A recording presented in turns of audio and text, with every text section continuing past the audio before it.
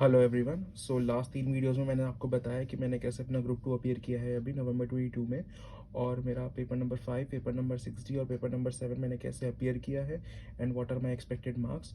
Similarly I am telling you about IDT my last paper, और मेरे कैसा हुआ था, मैंने किसी से अटेंड किया था और मैं क्या इसमें अपने मार्क्स एक्सपेक्ट कर रहा हूँ। सो एज़ यूजुअल मैंने पेपर जब रीडिंग टाइम में लास्ट से रीड करना शुरू किया था, तो this question was out of procedural part. जो असेसमेंट का पार्ट होता है वो मैंने नहीं किया था, तो राइट अवे मैंने इसको क्रॉस कर दिया था क्योंकि ये पार्ट मुझे नहीं आता था, तो मैंने स्ट्रेट अवे से वो कट कर दिया बिना टाइम वेस्ट किए। उसके बाद मैंने पेपर का ओवरव्यू लिया था, और इसके बाद जो मेरे को सबसे अच्छा क्वेश्चन लगा था वही क्वेश्चन नंबर 2 लगा था, जिस पर मैं पूरा कॉन्फिडेंट था क्योंकि ये आईटीसी का क्वेश्चन था, आईटीसी का सेक्शन 17(5) ब्लॉक क्रेडिट पे। तो ये क्वेश्चन मुझे बहुत अच्छे से आता था बिकॉज ये सेक्शन मैंने थरली पढ़ा था अपने प्रेपरेशन में, 3-4 बार इसको रिवाइज किया था। तो ये क्वेश्चन मैं आराम से कर पाया था और ये मेरा हो भी गया था जल्दी से। तो out of 9 I am expecting 7 marks because all दो आई थिंक मैंने सारी एंट्रीज करेक्ट की हैं, लेकिन फिर भी शायद 1-2 मिस्टेक्स हो सकती हैं, तो इसके लिए मैंने इसमें 2 मार्क्स डिडक्ट किया है। बट द प्रॉब्लम वाज कि इसका जो कस्टम वाला क्वेश्चन था ये मुझे बिल्कुल भी नहीं आता था, तो इसमें मैंने नॉर्मल थोड़ा बहुत लिख दिया था, although I am not expecting any marks, but फिर भी मैंने थोड़ा बहुत लिख दिया था। आई डोंट नो कि उसके में कुछ मार्क्स मिलेंगे या नहीं। सेकंड क्वेश्चन जो मेरे को लगा था मैं कर लूँगा वो ये था, क्योंकि इसमें जो 2 पार्ट्स थे मेरे को अच्छे से आते थे। एक प्लेस ऑफ सप्लाई का क्वेश्चन था, और ये जो क्वेश्चन था ये नॉर्मल अपना कॉन्सेप्ट्स अपने सप्लाई की यूज़ हो रहे थे। दोनों ही क्वेश्चंस मेरे को आराम से आते थे। This question was like a very simple question, तो इसमें तो मैं अपने फुल मार्क्स ही एक्सपेक्ट कर रहा हूँ क्योंकि इसको मैंने बहुत अच्छे से प्रेजेंट भी किया था और ये क्वेश्चन मेरे को बहुत अच्छे से आता भी था। And for the second question also ये क्वेश्चन भी सप्लाई पे बेस्ड था, और ये सप्लाई का जो शुरुआत के चैप्टर्स थे मैंने अच्छे से किए थे, तो this question I was also able to do correctly and expecting 4 out of 4। शायद 1 मार्क कट सकता है फॉर एनी कॉन्टीजेंसीज या थ्योरी में कोई मिस्टेक हो सकती है, बाकी दिस वेंट वेल। उसके बाद ये जो क्वेश्चन था ये एफटीपी पार्ट का था आई थिंक, या एसईजेड कुछ पार्ट्स का था। ये मेरे को बिल्कुल क्लूलेस हो गया था मैं, इस क्वेश्चन का मुझे बिल्कुल भी नहीं पता था, तो मैंने इसमें बिल्कुल भी टाइम वेस्ट नहीं किया, और I am expecting no marks out of it because मैंने इसे अटेंड नहीं किया था। उसके बाद जो थर्ड क्वेश्चन मैंने अटेंड किया था वो था फोर्थ क्वेश्चन। अब फोर्थ क्वेश्चन टीडीएस पे बेस्ड था, ये 5 मार्क्स का क्वेश्चन था। मुझे ऐसा लगता है कि शायद मैं इन दोनों में से कोई एक पार्ट गलत कर चुका हूँ, एक तो सही हो गया था, तो I am expecting 2 marks may be 3, but I don't think कि इसमें मेरे को फुल मार्क्स मिलने वाले हैं। सिमिलरली जो इसका सेकंड पार्ट मैंने किया था इसमें भी मैं एग्जाम में स्किप कर गया यहाँ पे मिजोरम देखना, इस कारण से मेरा जो कंक्लूजन पार्ट है आंसर का वो चेंज हो गया। एग्रीगेट टर्नओवर वाला पार्ट में सही से कर पाया था, बट जो मिजोरम का यूज़ करके कंक्लूजन बिल्कुल ही चेंज हो जाता, बट मैंने ये ओवरलुक कर दिया, इस कारण से मैं इसमें सिर्फ अपने 2 आउट ऑफ 4 ही एक्सपेक्ट कर रहा हूँ। As far as third part of this question is concern, ये कस्टम के वैल्यूएशन का था।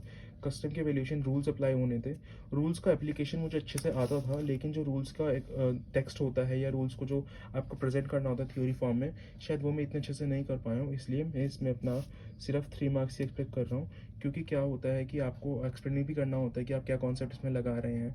ऑल्दो ये क्वेश्चन मैंने किया हुआ था, ये प्रैक्टिकल क्वेश्चन था तो मैंने किया था, बट थ्योरी पार्ट में शायद थोड़ी मिस्टेक हो सकती है, इस कारण से आई am expecting 3 marks out of 5। अब 3 क्वेश्चन होने के बाद एज यूजुअल जैसे मैंने डीटी में भी किया था, मैंने फिर अपना ये डिस्क्रिप्टिव छोड़कर अपना एमसीक्यू पार्ट किया था, क्योंकि अगर आप एमसीक्यू एकदम लास्ट में करते हैं तो आपके पास टाइम काफ़ी कम रहता है और आपको जल्दीबाजी में काफ़ी मिस्टेक्स कर बैठते हैं एमसीक्यू पेपर में, जो मैं नहीं करना चाहता था। और शुरुआत में करके मेरे को लगता है कि थोड़ा टाइम ज़्यादा आप इसमें दे देते हैं, जिसके लिए आपका डिस्क्रिप्टिव पार्ट कॉम्प्रोमाइज़ हो जाता है, तो मैं वो दोनों ही नहीं करना चाहता था, इसलिए मैंने बीच में डीटी का भी और अपने आईडीटी का भी बीच में ही किया था 3 क्वेश्चंस करने के बाद, around 1.5 hour later. So for the MCQ part this is the not the correct sequence, जो मेरे एग्जाम में सीक्वेंस था वो अलग था और यहाँ पर सीक्वेंस अलग है। So this is the first case scenario, ये सेकंड लास्ट केस सिनेरियो था, लास्ट के में दोनों केस सिनेरियो दिए हुए थे, तो this was the second last case scenario. इसमें जो ये पार्ट था कैलकुलेशन पार्ट था, इसमें जीएसटी की लायबिलिटी कैलकुलेट करनी थी, तो इसमें मेरे को थोड़ी कैलकुलेशन में दिक्कत आ रही थी, तो मैंने थोड़ा यहाँ पे स्मार्ट मूव किया था। और मैंने स्मार्ट मूव ये किया था कि यहाँ पे दोनों में जो एक सिमिलर आंसर था 8,67,000 वाला, वो दोनों में ही मेरे को दिख रहा था कि सेम ऑप्शन है, तो आई अज्यूम कि इनमें से एक ना एक में तो ये सही होगा ही, तो मैंने दोनों में सेम ही आंसर को टिक किया था कि ताकि ये मेरा एक में सही हो जाए, जो कि हुआ भी। इस वाले पार्ट में 8,67,000 ही आंसर था, बट इसमें मेरा वो इनकरेक्ट हो गया।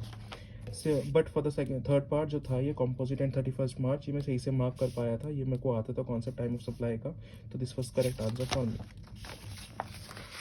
After that, the next case study was based on e-way bill. E way bill के ऊपर थी। ई वे बिल मेरा अच्छे से करके गया था मैं टॉपिक, तो इस कारण से मेरा ऐसा हुआ कि मेरा एक एमसीक्यू में मेरे को अभी भी डाउट है। मैंने इसका फर्स्ट ऑप्शन टिक किया था बट देयर स्टिल डाउट। मैंने मैच किया एक दो जगह से, तो मेरे को आंसर थोड़ा डाउटफुल लग रहा है, तो I am not allotting any marks. As far as other 2 questions are concern, ये मेरे बिल्कुल सही से हो गए थे, इसमें मेरा कॉन्सेप्ट बिल्कुल सही लगे और मेरा दोनों आंसर्स करेक्ट हो गए थे।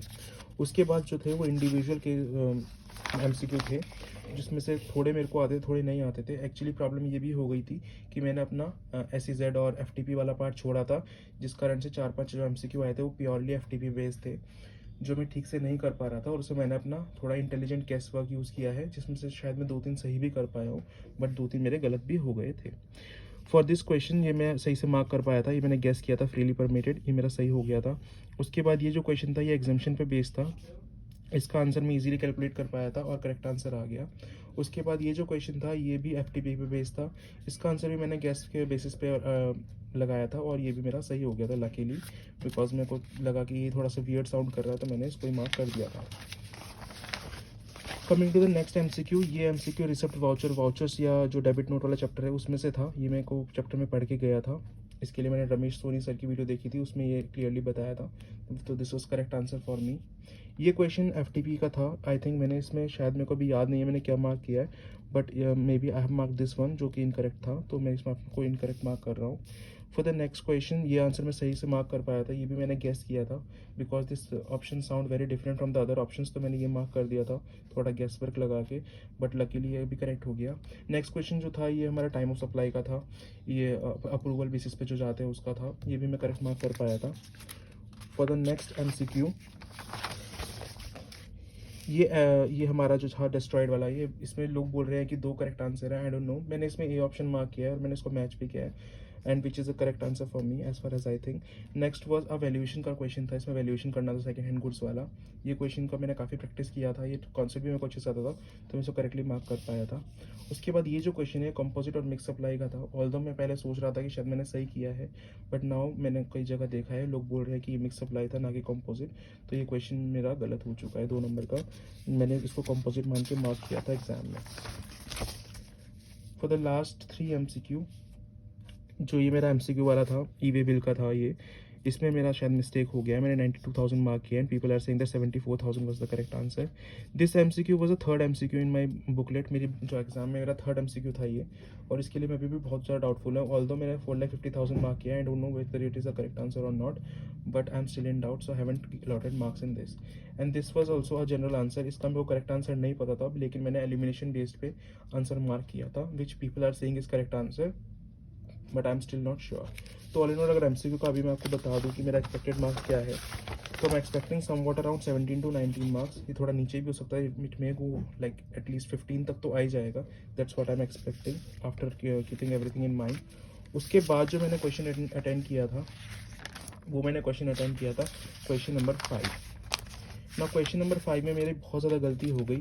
गलती मेरे से ये हो गई कि जो पहला क्वेश्चन था ये तो मुझे आता ही नहीं था, क्योंकि ये कंपोजिट यानी पेनल्टी वगैरह चैप्टर से था, जो मैंने कंपाउंडिंग वाला जो टॉपिक था वो मैंने छोड़ा था, सिर्फ मैंने पेनल्टीज़ याद की थी, लेकिन पेनल्टीज़ में भी यहाँ अमेंडमेंट आई थी, तो ये वाला क्वेश्चन भी मेरा गलत हो गया, मैंने अमेंडमेंट वाला पार्ट नहीं देखा और मैंने पुराना आंसर लिख दिया, जो कि डेफिनेटली रॉन्ग हो जाएगा।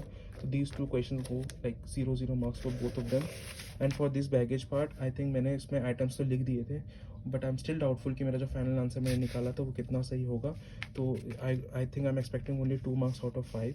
तो all in all this question was like very bad for me, क्योंकि I am just getting like 2 marks out of 14। तो last question I attended was like difficult question, because इसमें थोड़े से जो अनकन्वेंशनल क्वेश्चन है वो पूछे गए थे, जो यूजुअली नहीं पूछे जाते हैं, बट ये कॉन्सेप्ट जो थे इसमें सप्लाई के ITC के यूज़ हो रहे थे, ये मैंने थोड़े अच्छे से किए थे, तो that is why I was able to answer almost all of them, although थोड़े बहुत इधर में मिस्टेक्स हो सकते हैं, but all in all I was able to answer it correct. And I have also told you कि why I attend this question in the last. इस क्वेश्चन को मैं लास्ट में करना इसलिए प्रेफर करता हूँ, बिकॉज लास्ट में हमें पता होता है कि हमारे पास कितना टाइम है, सो हम अपने जो नोट्स लिखते हैं हर एंट्री के लिए, रीजनिंग जो लिखते हैं हम, उसका हमें पता होता है कि हम छोटी लिखें या लंबी लिखें, तो that is why I prefer doing this question at the end of my exam, like बिल्कुल लास्ट में मैं क्वेश्चन अटेंड करता हूँ।